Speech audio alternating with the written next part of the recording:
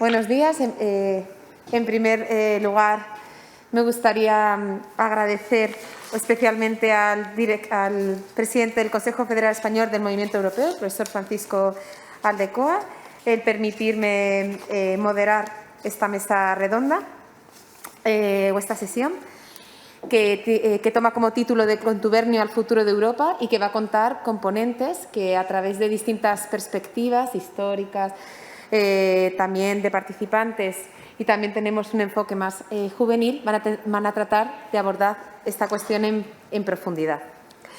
La primera persona que va a tomar la palabra es José María Gil Robles Gil Delgado.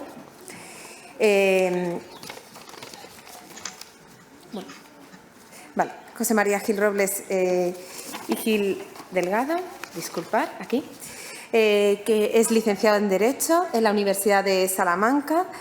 Cuenta con una actividad profesional muy destacada, pero sí que me gustaría subrayar sus puestos especialmente en el ámbito europeo, donde ha sido diputado al Parlamento Europeo, vicepresidente del Grupo del Partido Popular Europeo y especialmente presidente de la Eurocámara de enero de 1997 a julio de 1999. Bueno, pues a continuación, José María, cuando quiera, tiene la palabra. Muchas gracias. Muchas gracias a ti, Victoria. Y lo primero que hay que ver es cómo podemos enlazar el contubernio con el futuro de Europa. Yo creo que eso nos exige entrar entre todo en el significado de qué fue el contubernio. Yo creo que el contubernio en la política española tuvo un papel fundamental y que enlaza con lo que es la política europea, que es una política de concordia entre adversarios. Fue el poner de acuerdo a los dos grandes enemigos históricos en la política europea, no solo en las dos últimas guerras mundiales, sino en las anteriores, Francia y Alemania. Y sobre esa concordia franco-alemana viene asentándose la Unión Europea. El contubernio de Múnich fue la primera vez que se hacía pública en España el encuentro para asentar las bases del futuro español de las dos grandes mitades en que se había dividido España en el año 1936. Vamos, de los que, no digo que sucedieron aquellos, pero de los que formaron parte de aquellas dos mitades. Y lo que tuvo de novedoso para el país fue decir que en España el futuro iba a ser de concordia, porque los que habían sido enemigos pasaban a ser simplemente adversarios y estaban de acuerdo en las bases de ese futuro. Y pusieron negro sobre blanco cuáles iban a ser las bases de ese futuro, que no por casualidad han sido las bases que se han plasmado en la Constitución de 1978. Es decir, se rompía con un tabú que decía que los españoles no podíamos entendernos, estábamos condenados a matarnos entre nosotros, y se demostraba a todos los españoles que los españoles podíamos perfectamente edificar un futuro sobre unas normas de concordia comunes, aunque nos permitiesen discrepar entre nosotros como discrepan todos los pueblos de Europa dentro de sí y entre sí. Y eso era una enorme novedad, y eso contradecía las bases del régimen que estaba desde 1939, que era decir, en este país solo puede haber la dominación de unos o el caos. Pues no es verdad. En este país no tiene que haber caos. Todos tienen la posibilidad de manifestarse, de gobernar, unas veces unos, otras veces otros, pero sobre unas bases comunes que son nuestra Constitución del 78. Bueno, pues el futuro de Europa es el mismo. El futuro de Europa es una construcción que lleva 70 años haciéndose sobre la base de poner de acuerdo a todos los europeos entre sí. Y los europeos tenemos intereses muy distintos unos de otros. En las múltiples crisis por las que hemos ido pasando a lo largo de este tiempo, primero 6, luego 12, luego 15, y luego 28 y ahora 27, pues tarda mucho tiempo, hace falta mucha discusión, mucho debate, pero al final siempre llegamos a una solución de concordia entre todos. Y así hemos conseguido avanzar una Europa que es una Europa del acuerdo. Una Europa en la que caben todos aquellos que quieran ponerse de acuerdo con otros europeos para encontrar soluciones que beneficien al conjunto. Lo cual es a veces muy pesado, a veces muy tedioso, cuesta mucho esfuerzo, pero a la larga resulta muy beneficioso para todos los europeos y todos lo hemos podido comprobar. Nos cuesta a todos trabajo, nos cuesta a todos solucionar aspectos que creíamos mejores, pero a la larga vemos las ventajas de ese estar de acuerdo entre todos los europeos. Yo que he tenido la mala suerte de vivir la Segunda Guerra Mundial desde fuera de España, pues y de ver lo que es una guerra, pues no puedo decir lo suficiente lo que me alegra pensar que mis hijos no tendrán que pasar por una coyuntura parecida, ni mis nietos tampoco. Y que los europeos hemos acostumbrado a solucionar los problemas hablando, discutiendo y poniéndonos suficientemente de acuerdo. En Múnich los españoles hicimos ese ejercicio, que ya lo veníamos haciendo desde 1939, cada uno por separado, pero lo hicimos juntos y lo hicimos a la vista de todos los españoles. Y esa fue una lección magnífica que nos ha servido para irnos dando cuenta de que Europa la tenemos que hacer así, que nuestro futuro en Europa y en España lo tenemos que hacer de la misma manera, hablando, consensuando, concordando, que no hay razón ninguna de que unos tengamos que ser enemigos de los demás, que podemos y muchas veces seremos adversarios, discutiremos, combatiremos hasta la última coma o hasta la última frase, pero al final llegaremos a una solución que será la que nos haga más felices y más satisfechos a todos. Esa fue la gran lección de Múnich, la que el régimen no podía soportar y no quería soportar, y por eso organizó la persecución que organizó, y que tuvieron que sufrir unos españoles exilándose, otros yendo al confinamiento de las islas y otros pasándolo aquí, y lo pasamos muy mal, pero eso no es lo que importa. Lo que importa es que desde entonces España y Europa se han asentado sobre unos principios básicos que son el diálogo, la concordia y las soluciones negociadas. Muchas gracias a todos.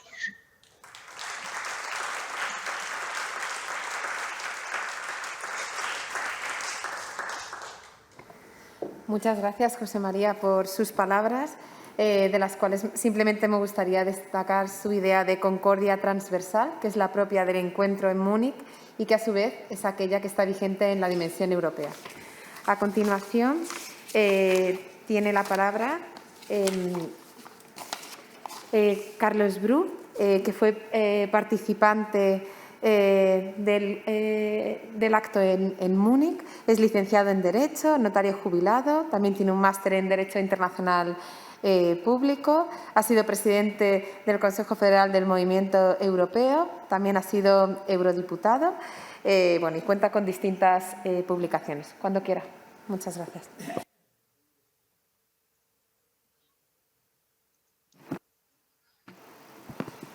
Muchas gracias, presidenta. Poco puedo decir, ni debo decir, después de la corta pero concretísima y acertada exposición de José María, al que mando un abrazo fuerte. Verdaderamente estamos aquí reunidos unas gentes, pocos ya de los que participaron. Va a intervenir telemáticamente un interviniente que yo no le conocía, pero que también estuvo en ese momento, como es Echeverría, y hay algún otro, pero la verdad es que deberíamos concertarnos mejor para no solo los supervivientes, sino también los familiares, estemos constantemente, y por eso hay que felicitar a Patxi Aldecoa de que hoy, en el 59 aniversario, y también se rompe un poco con esa vieja y aburrida tradición de las decenas, ¿verdad? El 59 aniversario de Múnich sea un precedente para que ya los que nos vayamos, pero los que quedan y los que le siguen, estén manteniendo ese espíritu de Múnich.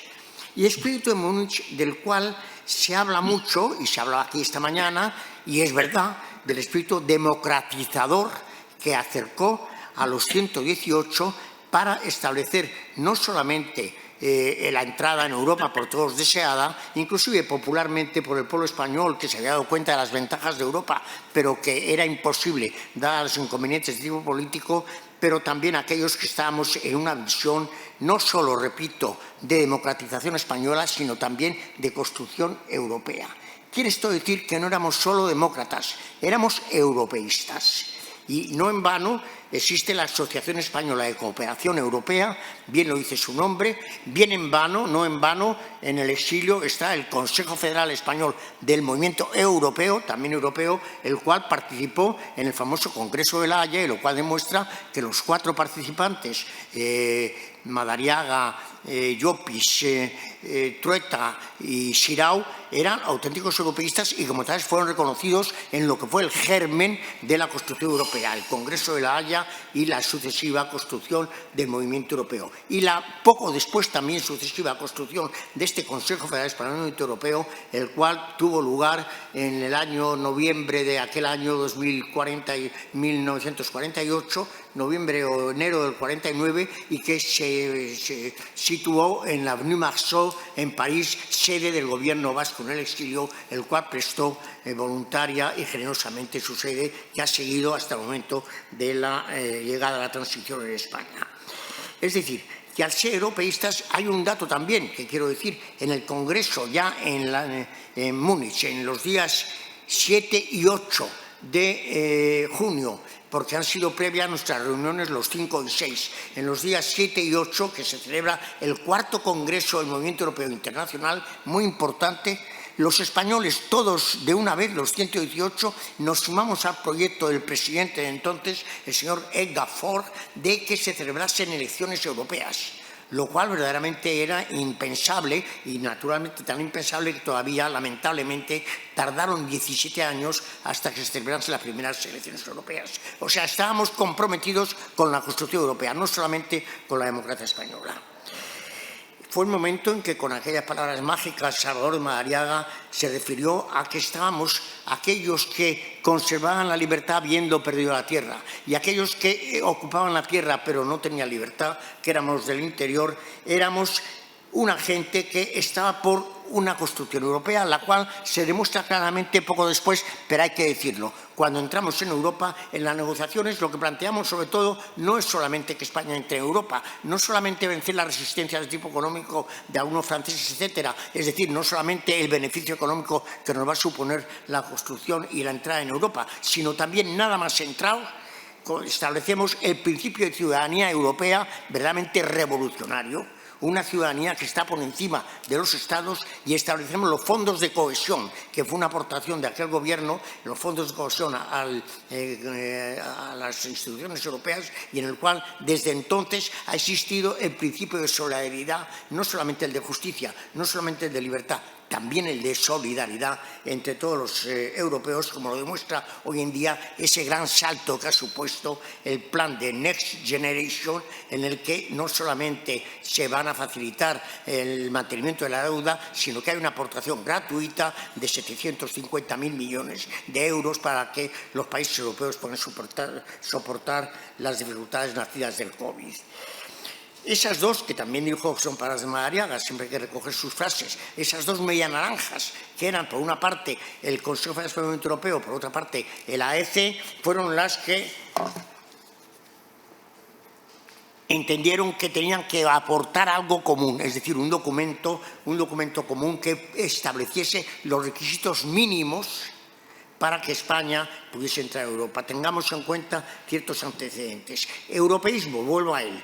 Dentro de la AEC, es de recordar, no es muy conocido, en el año 1961, finales, se celebran unas sesiones sobre elementos federales y nacionalistas para la construcción europea, en el cual tenemos como invitado nada menos que a el famoso Spinelli, junto con Chiti Bachelli, y que con Edgar Morin, el gran europeísta que tanto nos acompañó y al que añoramos, José Vidal Beneito, el gran filósofo José Luis Aranguren y el modesto interviniente en estos momentos con ustedes. Recuerdo que entonces ya se habló de una visión federalista en la que se estableciese en aquella participación que hace posible que, siendo autónomo, sin embargo, llegues a tener una actividad común, es decir, una solidaridad, lo cual es la esencia del federalismo que entiendo que ha inundado también, aunque no se diga expresamente,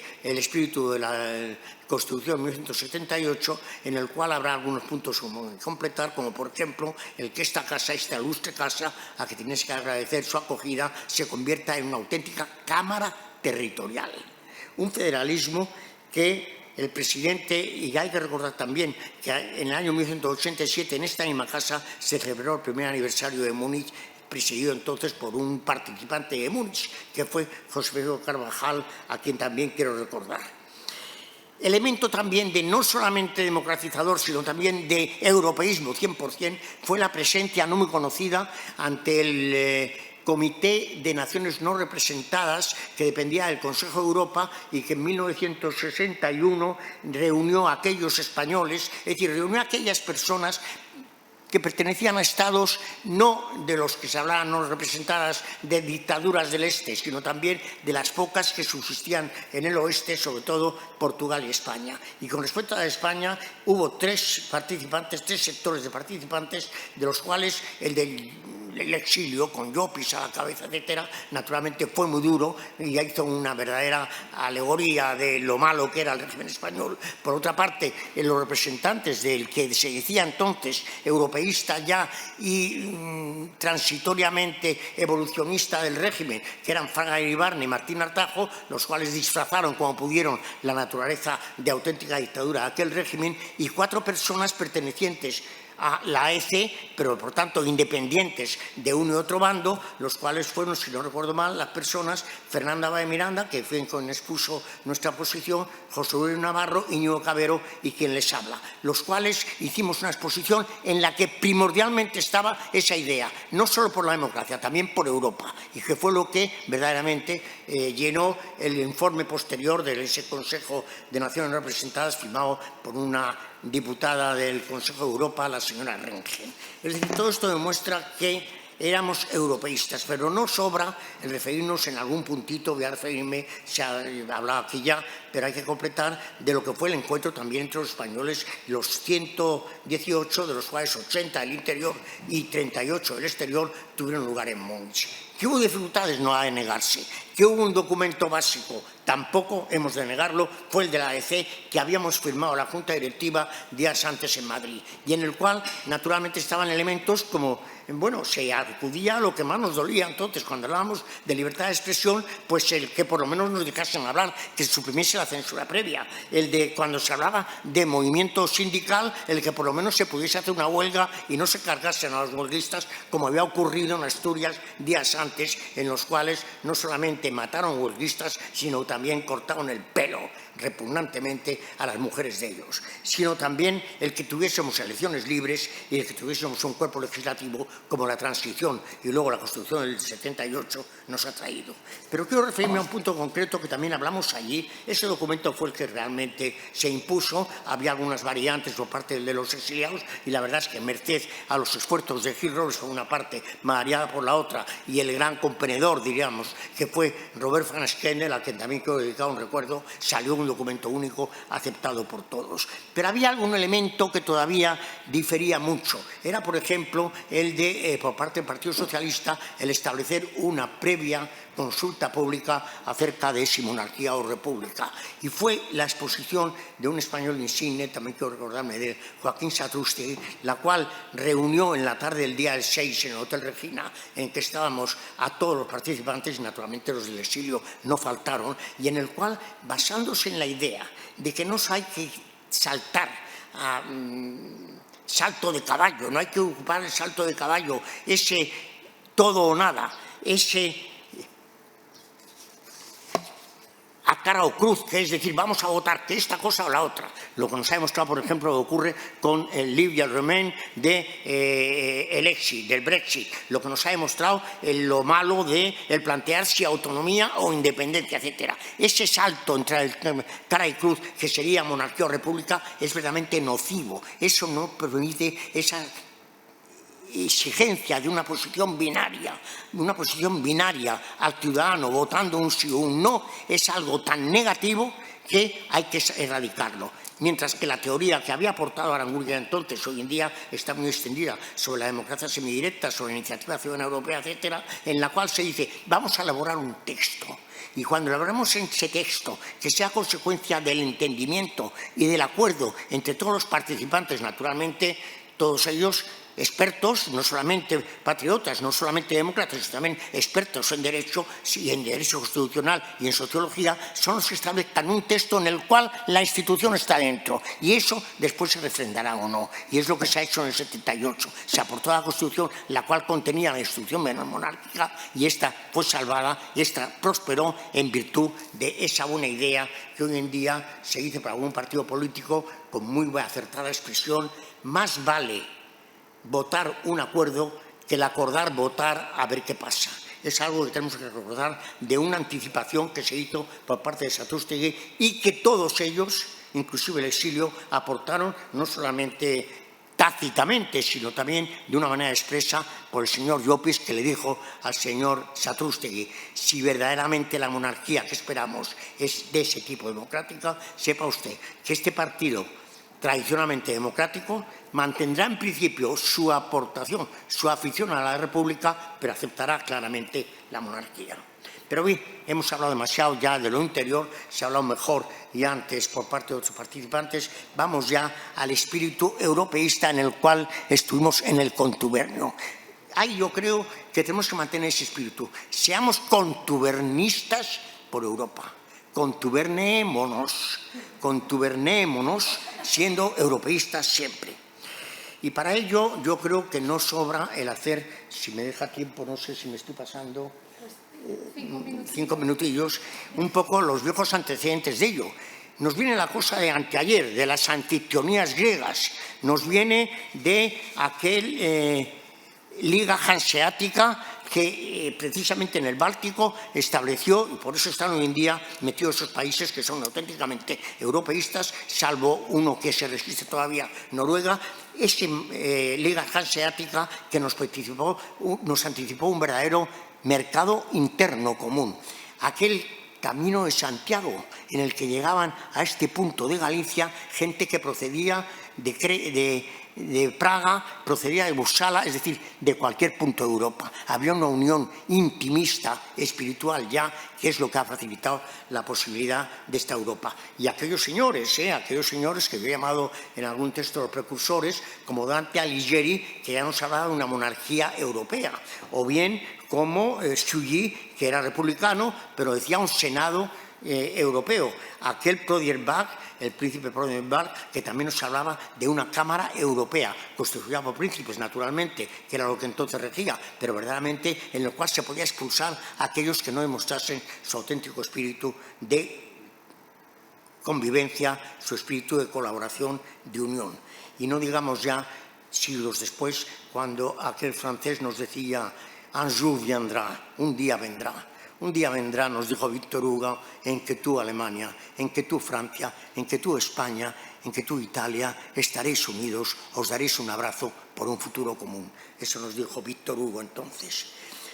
Y tengamos en cuenta después, cuando nos llega la Primera Guerra Mundial, hay un socialista, León Trotsky, el cual habla de los Estados Socialistas Unidos de Europa.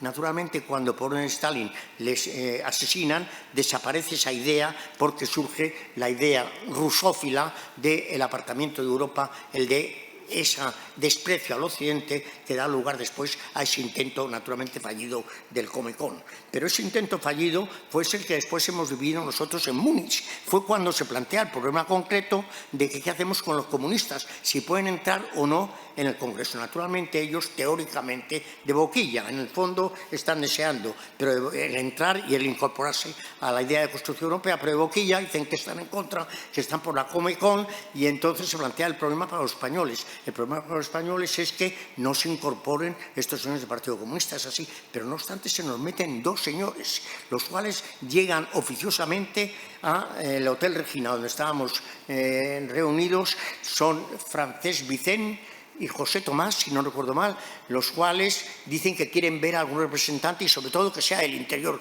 Del exterior no les interesa tanto porque naturalmente les veían día a día. Es decir, que quieren ver a los del interior. Yo recuerdo personalmente la anécdota de que don José María Gil Robles me dice: vaya, hombre, mire, usted, Bru, que es más izquierdoso, a ver si les ve. Baje usted a la salita esa y hable con ellos a ver qué le cuentan. Y lo que me contaban aquellos señores es que ellos también, manteniendo el principio teórico de estar disidentes con la idea de la construcción europea, que ellos estaban convencidos de que el documento que llevábamos para Múnich era el documento propicio y que si de ahí salía una aprobación de la evolución democrática de España para entrar en Europa, ellos se sumaban. Y tanto fue así que días después, unos 10 o 12 días después del Congreso en Múnich, el documento oficial del Partido Comunista Español se sumó a aquel principio.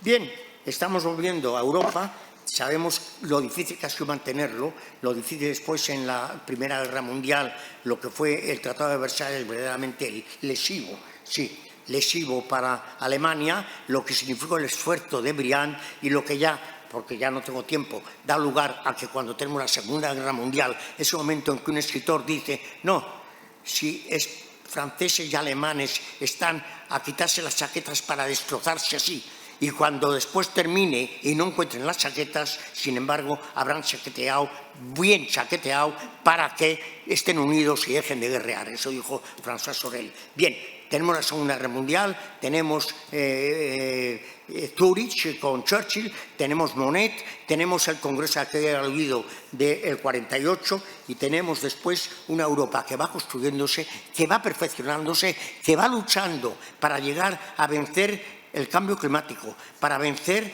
el egoísmo de algunas multinacionales, que hace 2 días se ha establecido un impuesto mínimo, lo cual es realmente revolucionario, que ha establecido esa aportación a que he hecho antes alusión para los países que están, consecuencia, pagando las durezas y los dolores del COVID. Es decir, la posibilidad de una tasa Tobin también, que establezca también para las operaciones financieras. Y la idea, sobre todo, de que todo esto no se haga mediante encuentros clandestinos diciendo a ver qué me cedes tú, a ver qué consigo yo, sino mediante unas instituciones fuertes en Europa. Y en eso estamos para el futuro de Europa, futuro del que se está hablando de una convención, parcial de cual lo sabe muy bien, la COFOE sobre el futuro de Europa, en el cual yo creo que hay 3 instituciones que hay que resolver. La primera, que exista una circunscripción única para las elecciones europeas, complementaria de las circunscripciones nacionales, en la cual exista una lista que esté por encima de la nacionalidad de los miembros de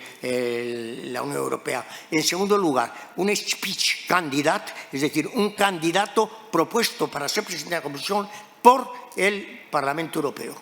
Y en tercer lugar, el acabar en lo que se pueda, restringir al máximo ese principio de unanimidad dentro del Consejo Europeo que tanto daño nos hace. Con todo ello, yo creo que podremos dar el paso grande en esa aventura muniquense, nacida de Múnich, pero que se rellena de La Haya, se rellena de Bruselas, se rellena sobre todo de que estamos dispuestos a expandir nuestras ideas y nuestros valores de tal manera que esos fratelli tutti de que habla el Papa Francisco, esa gente de la calle, esos humanos de esta tierra que hay que conservar, como nos dijo en su día Madariaga, frente a lo que sería un suicidio mundial, nosotros mantengamos esa tierra, pero también para mantener nuestra libertad. Muchas gracias.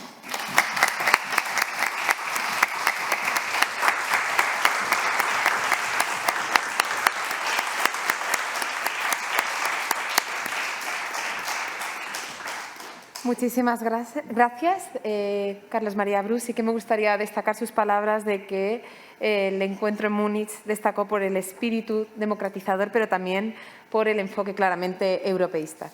Muchas gracias. A continuación, tiene la palabra Xavier Echevarría, que también fue participante en el contubernio de Múnich. Es licenciado en Derecho por la Universidad de Barcelona. Ejerció profesionalmente la abogacía. También dirigió la publicación clandestina Askatasuna. Y bueno, pues nos va a aportar ese enfoque más personal de aquel que participó en el contubernio. Muchas gracias. Cuando quieras, Xavier. Sí, buenos días. Buenos días. Como prólogo, quería aclarar un elemento esencial, un elemento que debe ser bien distinguido. Se ha hablado aquí anteriormente de las ventajas de Europa, se ha hablado del europeísmo, se ha hablado de construir Europa, de entrar en Europa y de que no solo pretendemos buscar la democracia europea, sino ser también europeístas. Realmente es fundamental distinguir esto. España está en Europa. Europa es un concepto geográfico. No podemos entrar en Europa porque estamos en Europa. Somos europeos. Eso que quede bien claro. Y esto es un problema que afecta a la prensa, a la televisión, y en este momento también veo que a muchos políticos. La prensa siempre habla de Europa, ¿pero para qué? Para referirse a la Unión Europea. Cuidado, es diferente la Unión Europea de Europa. Yo no soy... si aquí en Euskadi defendíamos el movimiento europeo, era fundamentalmente porque la Unión Europea, el movimiento europeo, tenía una singularidad. Y es que únicamente admitía como socios a aquellos países que tenían un encuadre y un hacer netamente democráticos. Luego, el poder entrar en la Unión Europea, no en Europa, en la Unión Europea, era un elemento importantísimo para nuestro objetivo democrático, esencial. Eso hay que dejar desde un momento claro. Bien, el federalismo, al que ha hablado mi anterior compañero, es un elemento también importantísimo, porque realmente si la guerra del 36 se produjo, fue porque no hubo la menor posibilidad de entendimiento. Todos íbamos con los máximos, el máximo programático cada cual. El nacionalista era separatista. El republicano era, odiaba a la monarquía y por tanto odiaba a toda la derecha. Y la derecha exactamente igual, como no eran católicos los republicanos, pues exactamente iban contra ellos. No, mira, la ventaja de Múnich fue que nos encontramos gente muy diferente, y pudimos hablar unos con otros muy diferentes, charlar tranquilamente, después de las conferencias tomando un café, y vimos que éramos todas personas, y más personas con ganas de hacer feliz a los demás. Queríamos llegar a un acuerdo amplio para todos los demás. Y rebajamos mucho los objetivos. No se renunciaba a nada, se prorrogaba. Si llega, llegará. Y si no llega, primero vamos a lo posible. Ser posibilistas. Ese era el elemento fundamental. En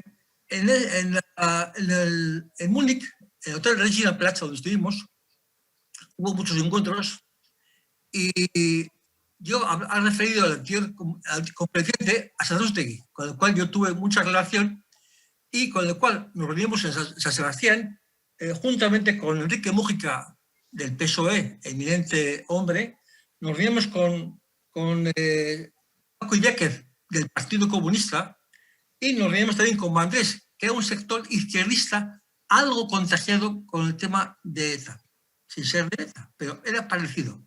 Nos juntábamos todos y no éramos iguales. Allí estaba el monárquico purista, el monárquico que solamente aceptaba a don Juan y su hijo no valía para nada. Estaba el monárquico que era liberal y aceptaba los cambios que fuesen precisos para llegar a un acuerdo. Y estaba allí un partido comunista que decía ya que sí estaba de acuerdo en poner todos los medios para conseguir un sistema democrático.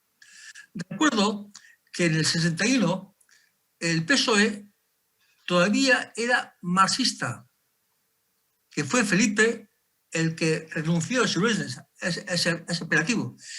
Era marxista como el Partido Comunista, exactamente igual. Diferencia, el PSOE era un partido marxista de España y el Partido Comunista era un partido comunista supeditado a Moscú. Esa es la diferencia. Pero todo esto fue un elemento más de este tinglado complicado. A mí me impresionó mucho en Múnich encontrar personas que en mi imaginario, en mi mente estaban catalogadas como personas radicalmente opuestas a cualquier comprensión del problema vasco.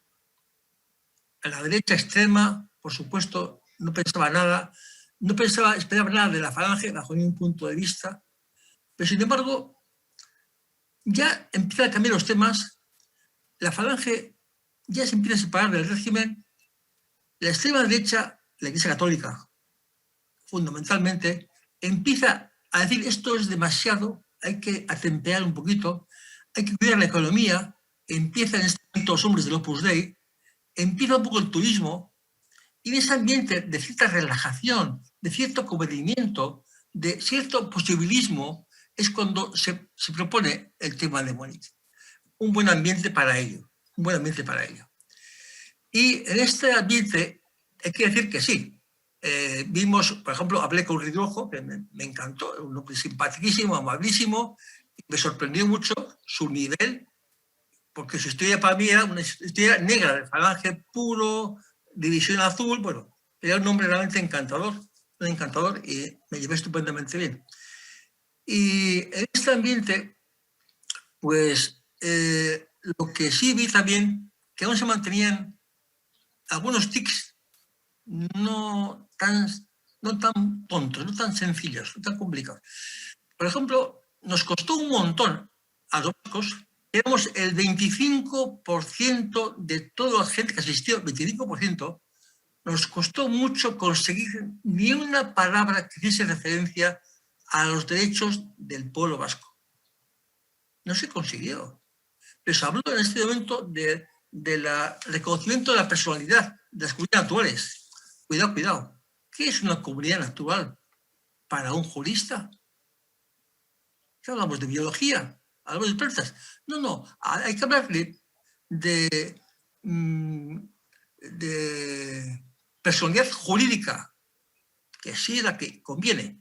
Y cuando se habla de reconocer la personalidad jurídica de las personas naturales, evidentemente se está diciendo algo muy importante. La personalidad jurídica lleva derechos claros, competencias claras, que la gente no quería ver ni quiere ver hoy en día mucha gente. Pero hay que decirlo. Porque tengan en cuenta ustedes que yo soy nacionalista vasco, pero nacionalista posibilista. En consecuencia, yo ni me imagino en este momento ir por la vía de la separación, la independencia, ni nada semejante. Es una barbaridad. Hay que ir, eso madurará o no madurará. Igual sí, igual nunca. Igual sí, ya veremos. Pero no es el tema de hoy, ni de mañana, ni dentro de 5 años. Por eso, posibilista, sí, evidentemente había que reconocer la monarquía en la forma en la persona del príncipe Juan Carlos, que era una cosa segura, y había que llegar a un acuerdo de mínimos. Y se llegó a ese acuerdo de mínimos esencial en Múnich, porque sin ese acuerdo de mínimos hubiera sido muy difícil o más difícil el arreglo, el acuerdo que se hizo en el año 78 cuando hubo que pergeñar la Constitución. En aquel momento me acuerdo cómo el Partido Comunista dijo claramente que a pesar de su vínculo con la República, si el rey cumplía la función que hasta ese momento estaba cumpliendo, estaban completamente a favor de respetarlo y apoyarlo mientras fuese democrático, o dicho de otra palabra, mientras fuese un rey republicano. Y eso fue lo que realmente sucedió. Yo quedé muy marcado por esta asamblea, por esta reunión. Y aquí seguimos dentro del país vasco, por supuesto, luchando. Porque yo pertenezco a la resistencia.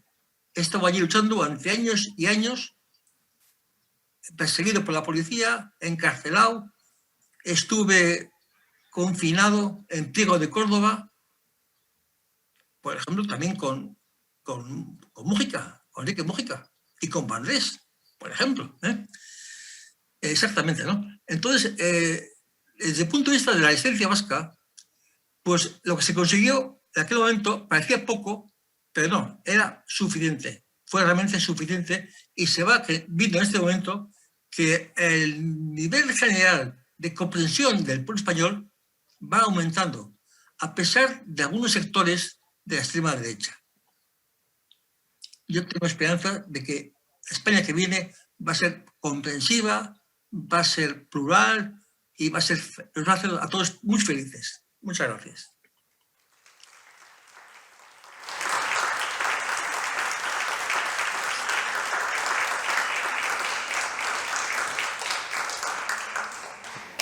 Le agradecemos mucho su intervención y sobre todo pues cómo ha subrayado el enfoque posibilista y que eso permitió pues alcanzar ese acuerdo de mínimos y la importancia que tuvo. Muchas gracias. A continuación tiene la palabra Leire Arrieta, que es doctora en Historia Contemporánea y profesora titular de la Universidad de Deusto. Entre sus principales líneas de investigación se encuentra el nacionalismo vasco, exilio y europeísmo. Y cuenta con distintas publicaciones, siendo su último trabajo la edición crítica y estudio introductorio de la causa del pueblo vasco de Landaburu, político en cuya biografía está investigando actualmente. Pues cuando quieras. Muchas gracias. Gracias a ti, Victoria. Buenos días a todos y a todas. Antes de empezar, quiero dar las gracias al Consejo Federal Español del Movimiento Europeo y, sobre todo, a su presidente, Francisco Aldecoa, por invitarme a participar en este evento tan especial y tan emotivo. Yo que mi mérito es trabajar en lo que me gusta entre papeles, en archivos, me siento minúscula al lado de Bru, de Xavier Echeverría, de Gil Robles, de los hijos e hijas de las personas que estuvieron en Múnich. La verdad que mi aportación es mínima. Yo solo voy a hablar, me viene muy bien la anterior intervención, yo voy a hablar de lo previo, es decir, de cómo los nacionalistas vascos intervinieron en diferentes organismos europeístas, fueron durante un tiempo la vanguardia de los grupos europeístas en el exilio y cómo participaron posteriormente en Múnich.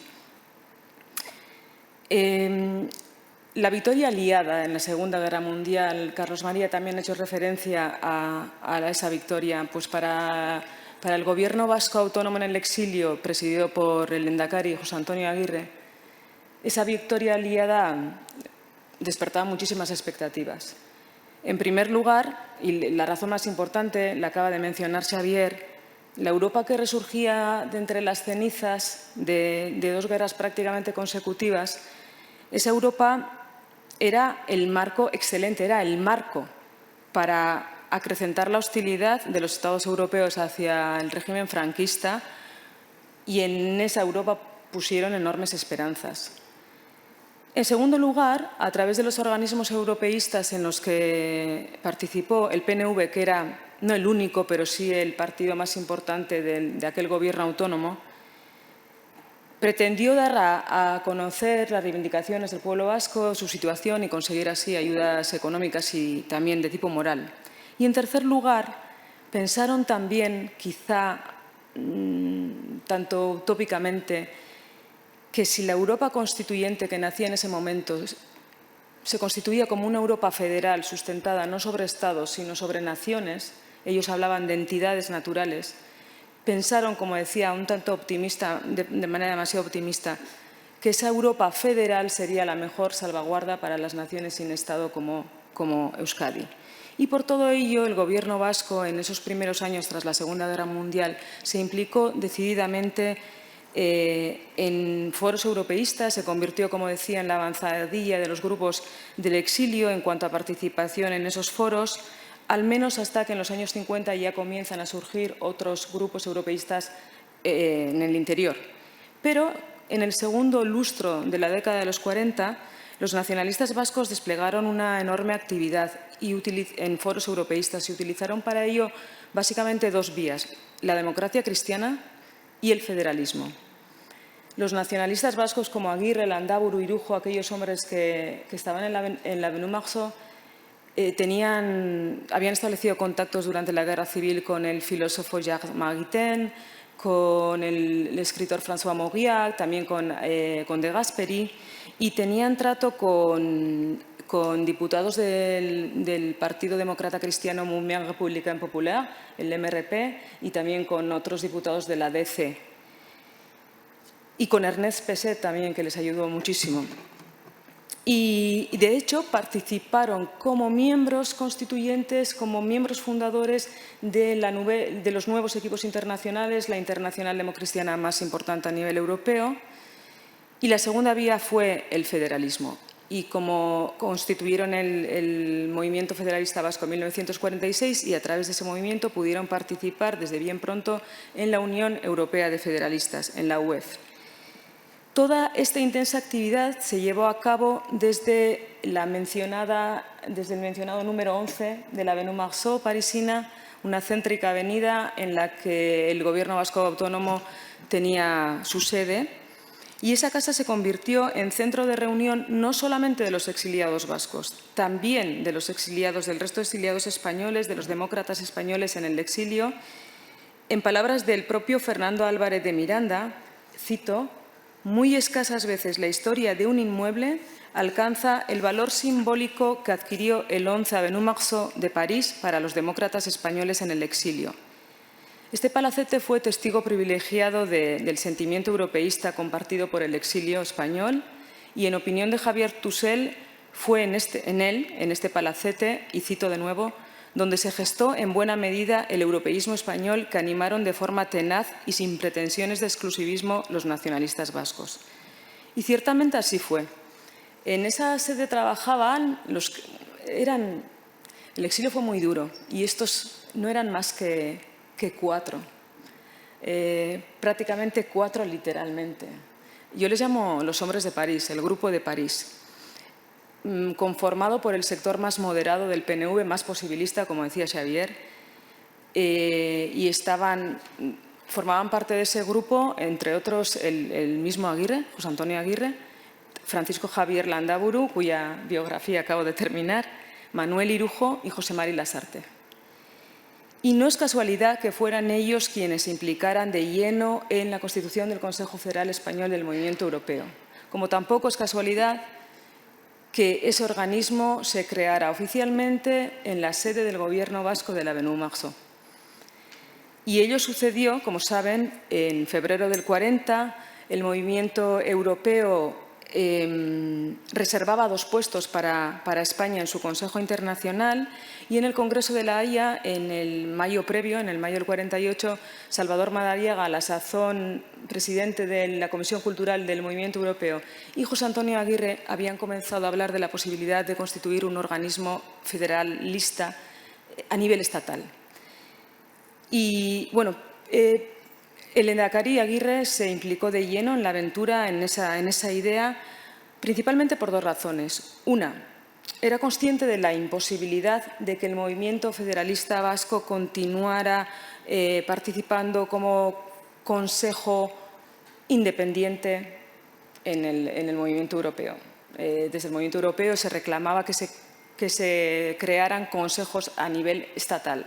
Y, por otro lado, Aguirre llevaba tiempo fomentando la unión de fuerzas con otros grupos democráticos españoles porque sabía que la única forma de conseguir ayuda de las democracias occidentales europeas era ofreciendo una oposición moderada, una oposición unida, una oposición sólida al régimen franquista. Y, por su parte, Madariaga buscó el concurso de los vascos porque consideraba igualmente que la unión entre los demócratas españoles en el exilio era indispensable y probablemente porque era conocedor de las estrechas relaciones que los nacionalistas mantenían con destacadas personalidades demócratas cristianas y federalistas europeas. La definitiva creación del Consejo Federal Español del Movimiento Europeo tuvo lugar, como decíamos, en febrero del 49 en la sede del Gobierno vasco, y esto no gustó a un sector del Partido Nacionalista Vasco, al sector más ortodoxo, al sector más sabiniano, que consideraban que ningún afiliado del PNV tenía que formar parte de un organismo español, defendían que había otras vías de participación en el movimiento europeo. Las discrepancias volvieron a resurgir al año cuando se celebraron las jornadas de estudios europeas de jóvenes, también en la misma casa, en la sede del Gobierno vasco, y el enfado llegó a tales extremos que el órgano directivo del PNV pues, tuvo que investigar lo que había sucedido.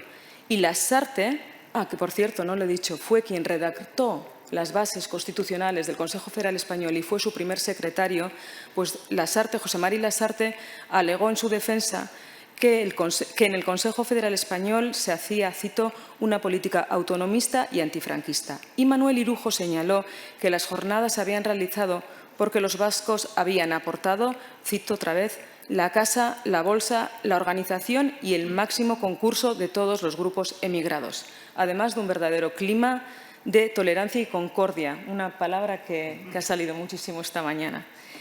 Finalmente se impuso el sector moderado, que abogaba por la cooperación, aunque para acallar las voces críticas, en 1951 se constituyó el Consejo Federal Vasco del Movimiento Europeo, actual Eurobasc y miembro del Consejo Federal Español.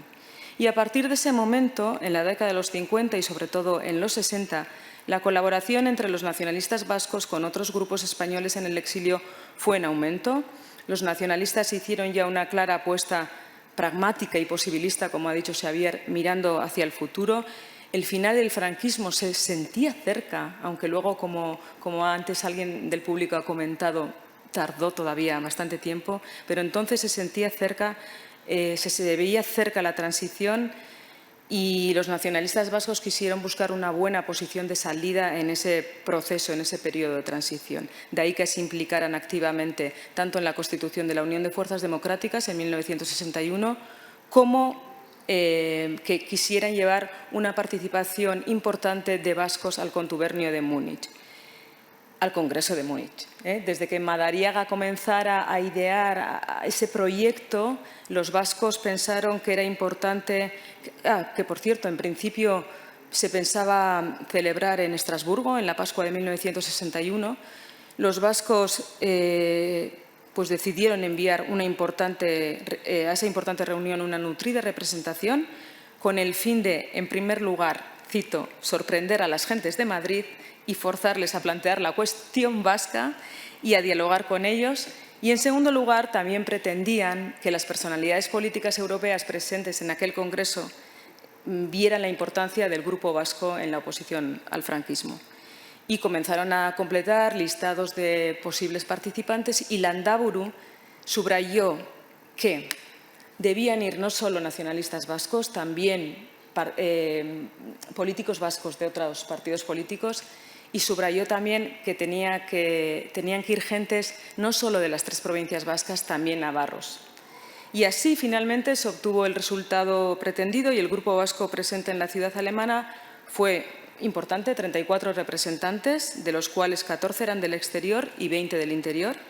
Y la delegación vasca estuvo encabezada por los históricos Manuel Irujo y Francisco Javier Landaburu. Previamente a la celebración del Congreso estudiaron la forma más idónea, más apropiada de plantear la cuestión vasca, ser posibilistas.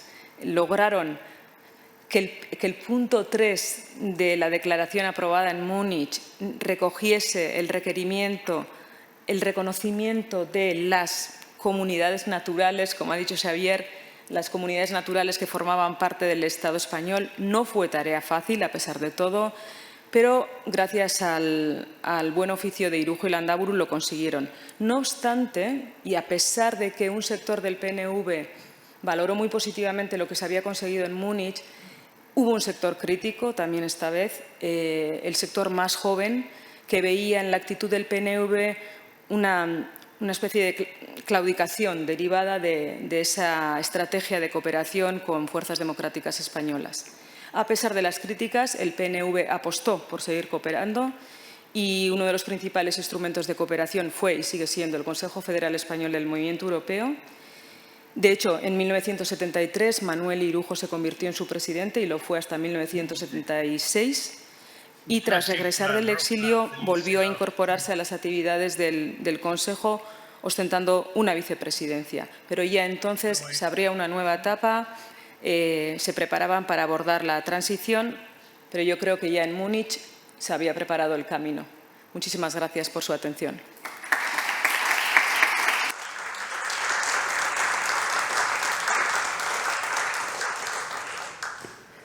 Pues muchísimas gracias. La verdad es que ha sido muy interesante comprobar la importancia de la dimensión con carácter federal. Y, por supuesto, bueno, pues, la importancia de la delegación vasca y lo que permitieron, sobre todo, los enfoques más posibilistas. Muchas gracias. Y, finalmente, tiene la palabra Ricardo Gómez Laorga. Es graduado en Historia por la Universidad Complutense de Madrid. También graduado en Relaciones Internacionales, Sociología y experto en Desarrollo por esta misma universidad. También ha cursado un máster en Seguridad y Defensa por la Universidad de Nebrija y es miembro de los jóvenes del Consejo Federal Español del Movimiento Europeo. Pues cuando quiera. Muchísimas gracias, Victoria. Quisiera agradecer, en primer lugar, al Consejo Federal Español del Movimiento Europeo por haberme invitado a este distinguido lugar, así como al Senado por habernos cedido estas importantes instalaciones para poder hablar de un suceso trascendental que, bueno, para la historia es un suceso trascendental para la historia del europeísmo español, pero que no siempre ha sido tradicionalmente no ha sido tratado con la importancia que requería o que merecía por parte de los medios de comunicación y de divulgación españoles. Poco más que añadir a lo que nos ha comentado Carlos María Bru. También decirles que en el libro El Movimiento Europeo, lugar de encuentro entre los españoles, varios autores hemos analizado cómo se desarrolló este cuarto congreso del Movimiento Europeo, denominado peyorativamente por diarios franquistas como El Arriba o, como nos ha mostrado antes José María Pons, el ABC, como contubernio.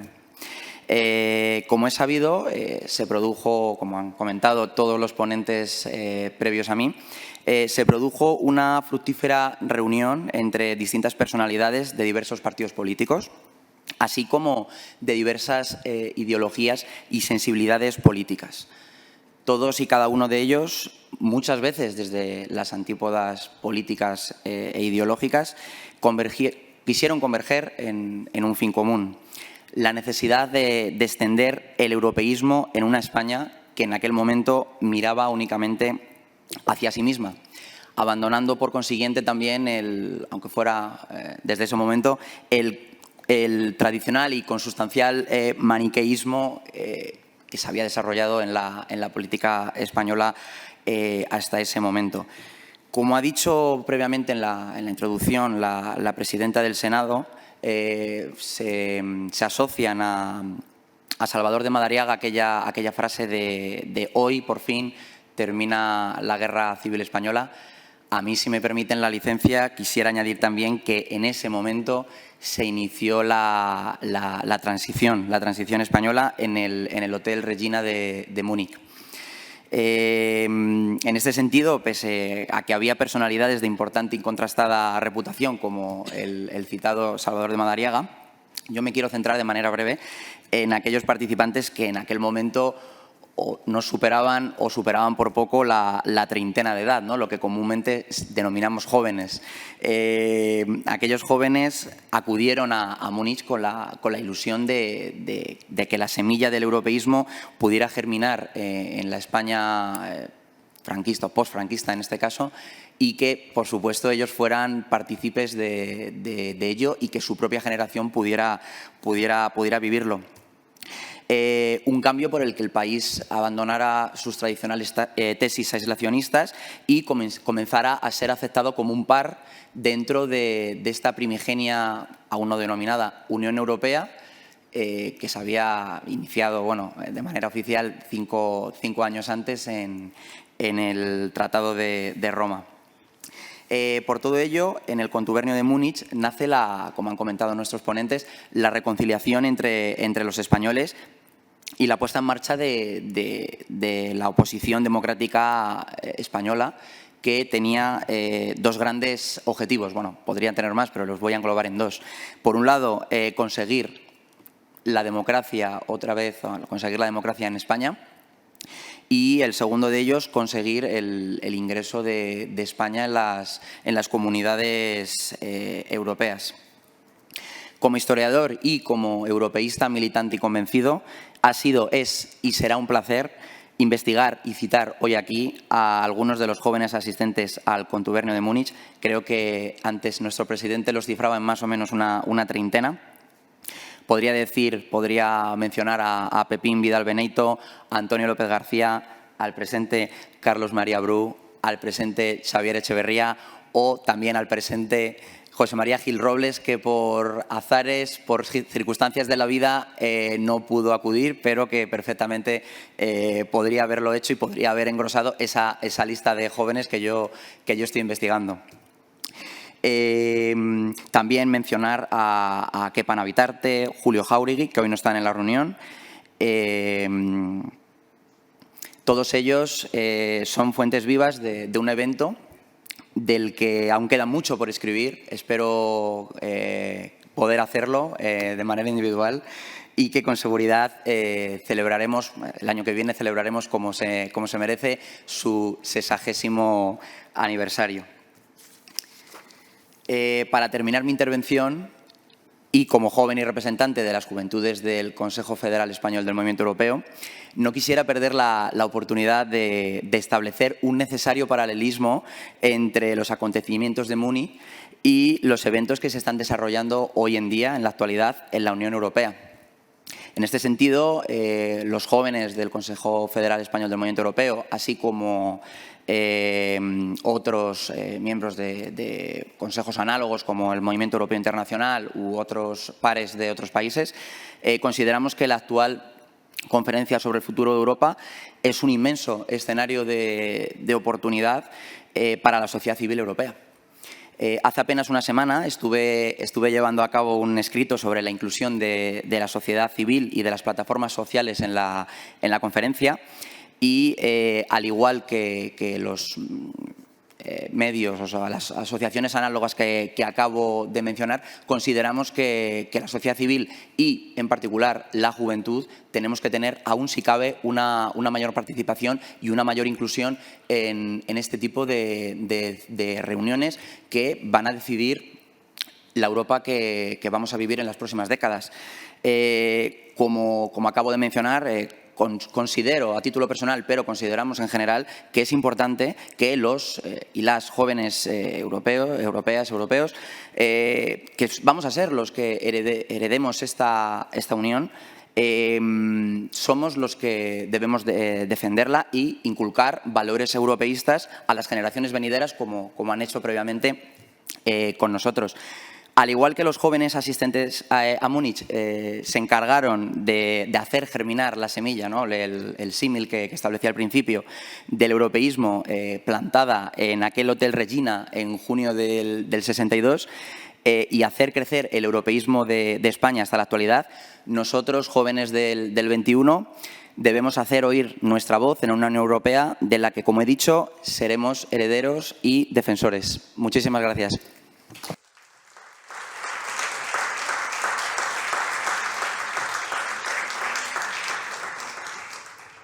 Pues muchísimas gracias, Ricardo, por tu ponencia y bueno, pues poner especial atención a la importancia de los jóvenes, tanto en el contubernio o en el encuentro en Múnich, como lo tienen en la actualidad en el seno de la Conferencia sobre el Futuro de Europa.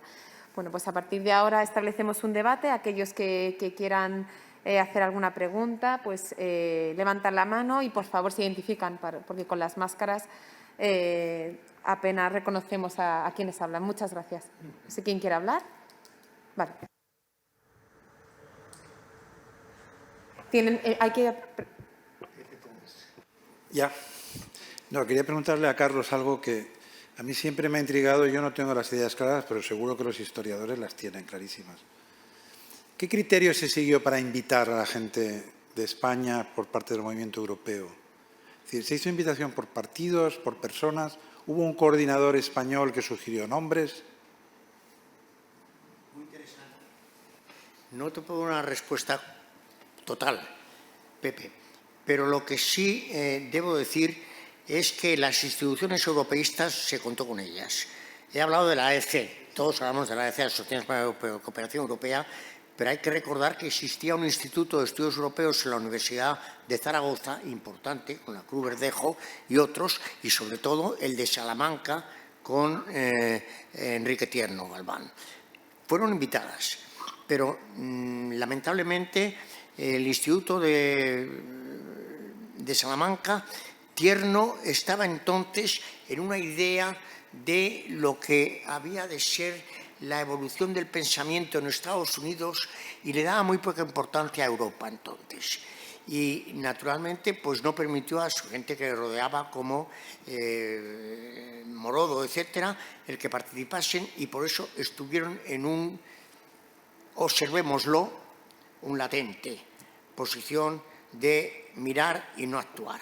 Y hay una intervención que hay que reconocer y que hay que reconocer también sus aspectos no muy constructivos, más bien lamentables, que fue la presencia de la gente del Instituto de Estudios de Zaragoza, los cuales en plena reunión en el Hotel Regina se levantan, yo recuerdo perfectamente, era el momento en que se corrieron unos grandes portalones que nos separaban la sala de los del interior con la sala del exilio, se abrieron aquellos portalones, empezamos naturalmente a cruzarnos personas con personas, naturalmente para un español del interior lo primero que tenía que hacer, no solamente por afecto y no solamente por patriotismo, sino también por curiosidad, me paso al salón de los del exilio y recíprocamente lo mismo. Cuando estábamos todos mezclados, se levantan 4 señores que son los del Instituto de Zaragoza, dicen que están en contra de todo eso, que el Instituto de Zaragoza no puede apoyar tal reunión y que se van.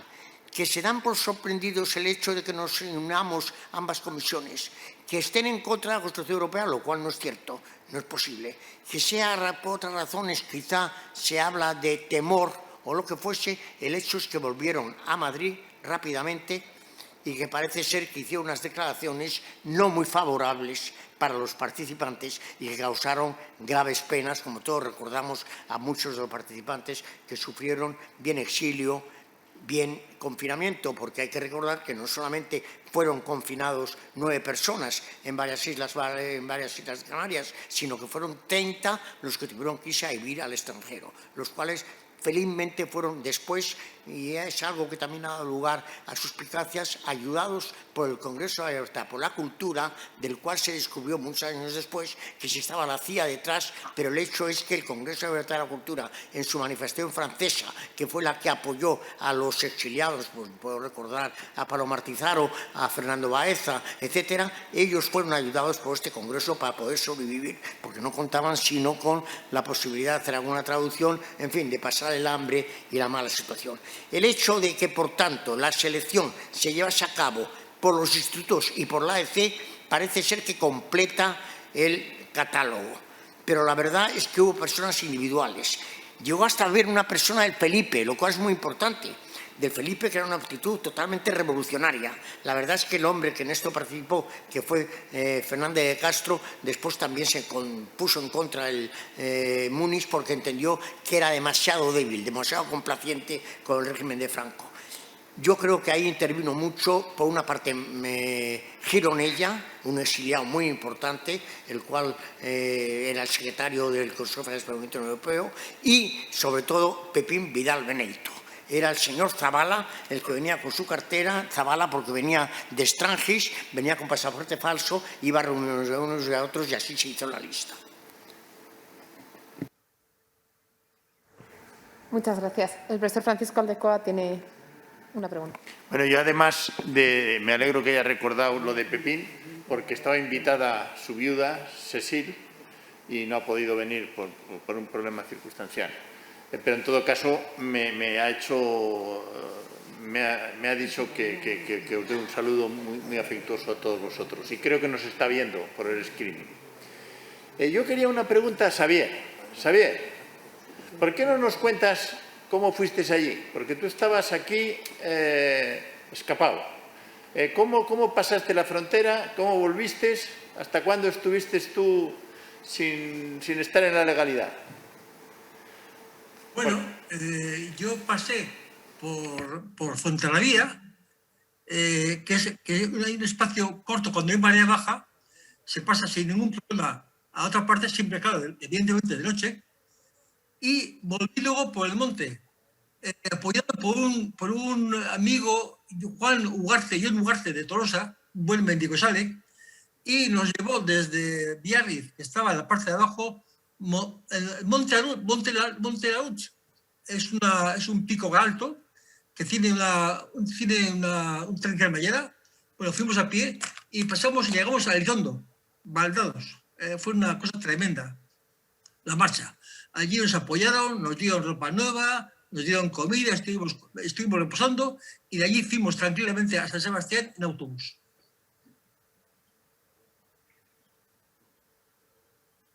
Y desde luego. Sí. Pero eso la vuelta. ¿Y la ida? ¿Dónde estabas? Bueno, la ida estaba en San Sebastián. Pero es que ten en cuenta que yo fui allí no como se supone que ha hecho la parte anterior. Los que fuimos allí fuimos los que, de hecho, estábamos luchando dentro de Euskadi por las libertades contra el régimen franquista y estábamos luchando ya tiempo para entrar en un contexto europeo democrático, en un club democrático. Entonces, evidentemente, yo fui en condición de que estaba luchando yo como Escoasteri, que era la Juventud Vasca, que todavía era joven, luego estuve luchando como Solidario, es decir, sindicato LSTV, y éramos, evidentemente, todos, allí los que fuimos éramos de Juventud Vasca, del PNV, de Solidaridad Vasca, LSTV, éramos evidentemente todo el cuadro del partido en Bayona y en París. Gracias. ¿Hay más preguntas? Sí, por favor. Sí, José Alba, del Consejo Exterior del Movimiento Europeo. Simplemente una curiosidad. Carlos María Bru comentaba que se reunió con dos comunistas, Francesc Vicent y José Tomás, entiendo que sería Tomás García seguramente. Mi pregunta es, porque es interesante el ver la posición que va adoptando el Partido Comunista, tanto en Múnich como después en el año 76 y en los pactos de la Moncloa, por ejemplo. ¿En qué medida tenían claras las cosas o estaban influenciados? Estoy pensando, se lo voy a preguntar directamente a Ramón Tamames, ¿no? ¿Qué planteamiento llevaban? Porque me ha llamado la atención el que ya de antemano se mostrasen a favor de la resolución que saliese de allí, ¿no? Si puede aclarar alguna cuestión.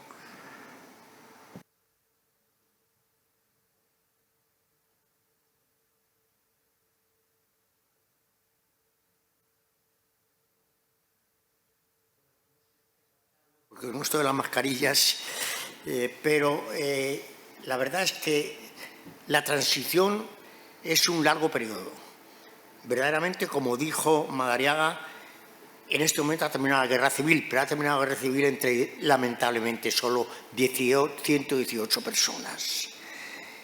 El resto de los españoles están hartos de la dictadura, pero no hay posibilidad de cargársela. Cuando se ha dicho que terminó la guerra civil, no. La guerra civil terminó en el año 1975, cuando el dictador fallece, porque lo necesita para mantener su poderío, necesita que se prolongue y que se mantenga y que se viva ese espíritu de guerra civil. Inclusive lo bueno que tiene de los vencidos, lo bueno que tenga de la protesta de estos, le conviene para decir que tenemos el peligro. Por eso el Múnich a la horca, los de Múnich a la horca, es algo que se mantiene para todo disidente hasta 1965, hasta el momento en que fallece el entonces jefe del Estado, Francisco Franco.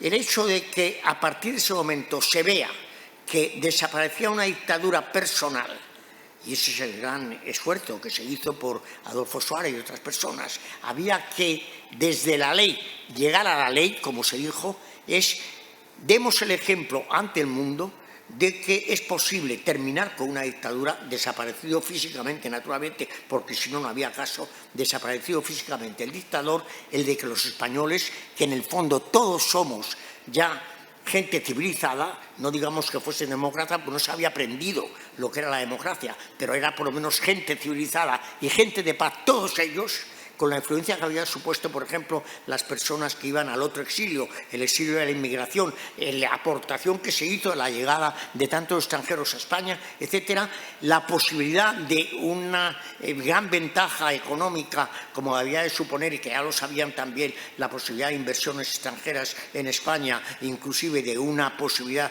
de nuestras exportaciones, todo ello llevó a que la conciencia española era mayoritaria, no digo mayoritaria, casi totalmente europeísta. Que esto después se manifieste en pactos como la de la Moncloa quiere decir que es que hemos practicado la democracia. Llega un momento, como he dicho antes, en que lo mejor es llegar a un acuerdo para que después se vote.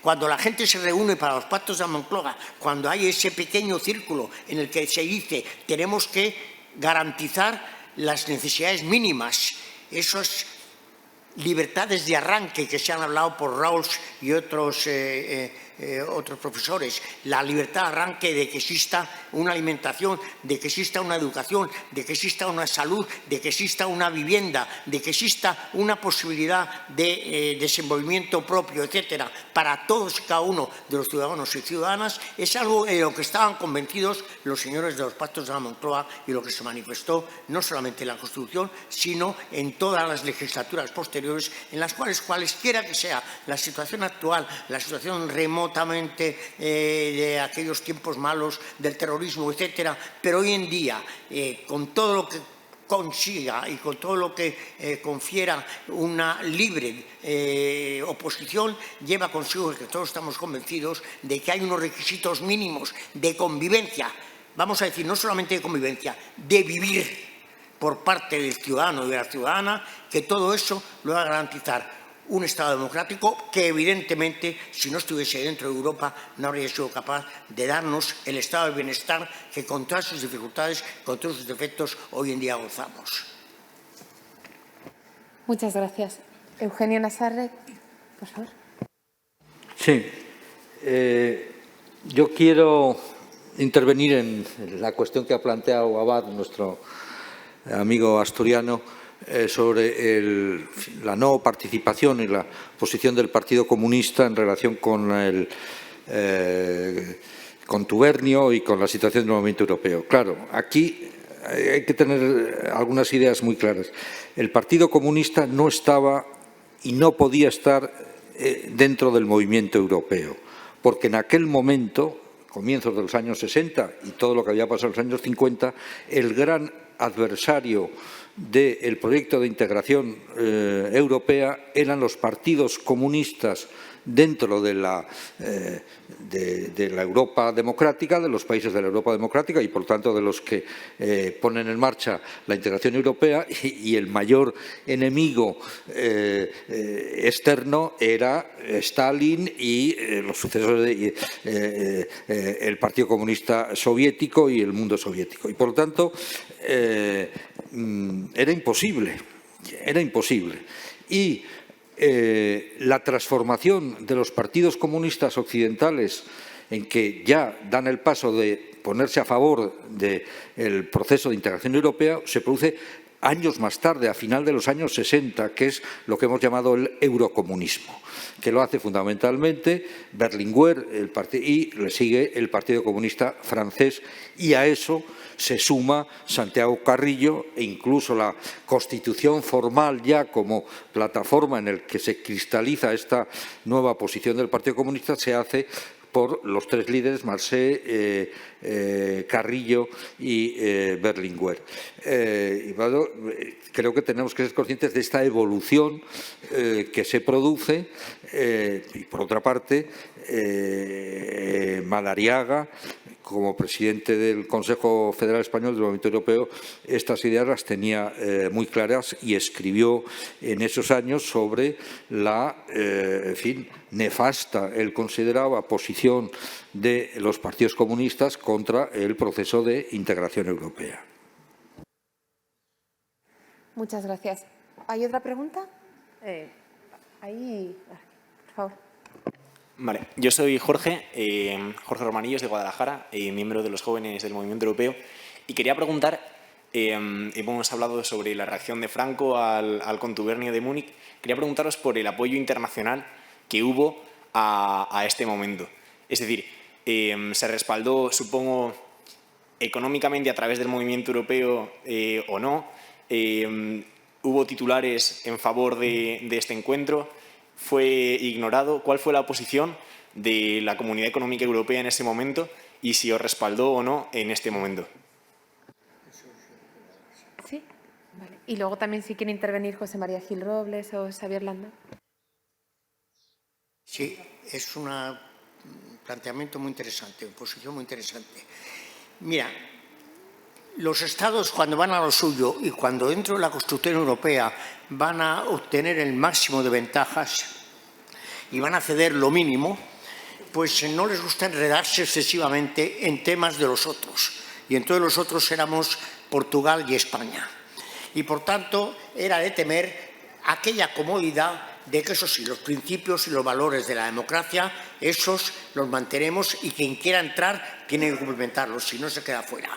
Al efecto fue la declaración que he dicho yo antes del Comité de Naciones Representadas y sobre todo el informe Birkelbach, que se aprobó por unanimidad en lo que era entonces la Asamblea de Europa, hoy en día Parlamento Europeo, en el cual se establecieron aquellos requisitos. Después, naturalmente, llega en toda la prensa, hay un corresponsal, el señor Niedergang, el cual no se sabe cuál fue claramente su posición, si estaba en cierto modo facilitado por los organismos del régimen, el cual hizo una especie de crónica un tanto dudosa y extraña sobre la participación en Múnich, sobre lo que había sido la participación española en Múnich, y lo cual dio lugar naturalmente a que ya el régimen no podía ocultar. Al régimen le podía interesar más bien el de que no se supiese Múnich, pero en el momento que salió aquello en Le Monde no había más remedio que reaccionar frente a ello, y la reacción, como todos sabemos, fue feroz. La reacción en ese momento posterior, hay que reconocer, fue muy digna, no por algún Estado, sino por las instituciones europeas, por la Comisión Europea y en concreto, lo que era entonces en las primicias de la Comisión Europea y en concreto por lo que era la Asamblea ya de la Europa y también por el Consejo de Europa, naturalmente.